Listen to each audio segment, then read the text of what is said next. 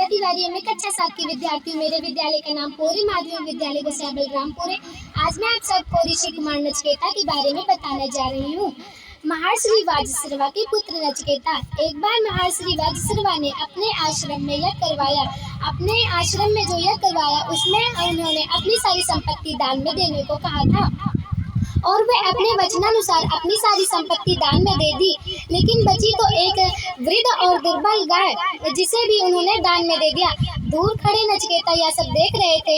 वे ये देखकर उन्हें बहुत दुख हुआ और वे अपने पिताश्री के पास आए और कहा कि दान में ऐसी वस्तुएं देनी चाहिए जो दूसरों के काम आ सके, वे वस्तुएं नहीं जो दूसरों के काम ना आ सके। और ये गाय दुर्बल और लाचार थी, ये दूसरों के काम नहीं आ सकती। महर्षि वाजिश्रवा ने कहा कि मैंने यज्ञ में यह वचन दिया था कि अपनी सारी संपत्ति दान में दे दूंगा और ये गाय भी मेरी ही संपत्ति हुई। महर्षि नचिकेता ने यह कहा कि यदि ये गाय आपकी संपत्ति हुई तो मैं भी तो आपका ही संपत्ति हुआ, आप मुझे किसे दान में देंगे? अपने पुत्र के मुख से बार बार यह प्रश्न सुनकर महर्षि वाजिश्रवा बहुत क्रोधित हुए और कहा, जाओ मैं तुमको यमराज को देता हूँ। अपने पिता की आज्ञा मानकर वे यमलोक चले गए। यमलोक के द्वार पर 2 दूत खड़े थे, लेकिन यमराज नहीं थे।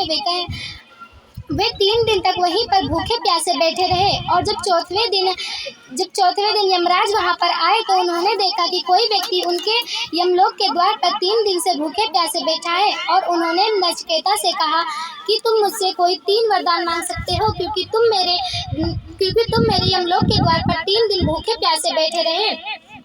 नचिकेता ने कहा, यदि आप मुझे 3 वरदान देना ही चाहते हैं तो मुझे पहले वरदान में यह दीजिए कि मैं जब वापस पृथ्वी लोक पर जाऊं तो मेरे पिता का क्रोध शांत हो गया हो और वह मुझे पहचान ले। यमराज ने कहा, तथास्तु। नचिकेता ने अपने दूसरे वरदान में यह मांगा कि स्वर्ग मिले किस रीति से मुझको दो या ज्ञान, मानव के सुख के लिए मांगू या वरदान। यमराज ने इस ज्ञान को उससे नचिकेता को संक्षेप में बताया और तीसरा यानी कि आखिरी वरदान में नचिकेता ने यह मांगा कि मनुष्य की मृत्यु क्यों होती है, मनुष्य की मृत्यु के बाद उसका क्या होता है और वो कहाँ जाता है।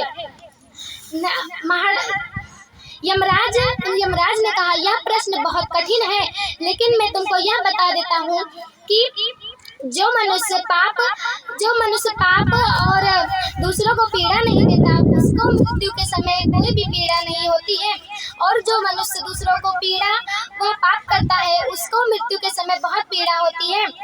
इतने छोटे से उम्र में नचिकेता ने इतने सारे वरदान प्राप्त कर लिए जो बड़े बड़े ज्ञानी और वैज्ञानिक भी नहीं प्राप्त कर सके। धन्यवाद।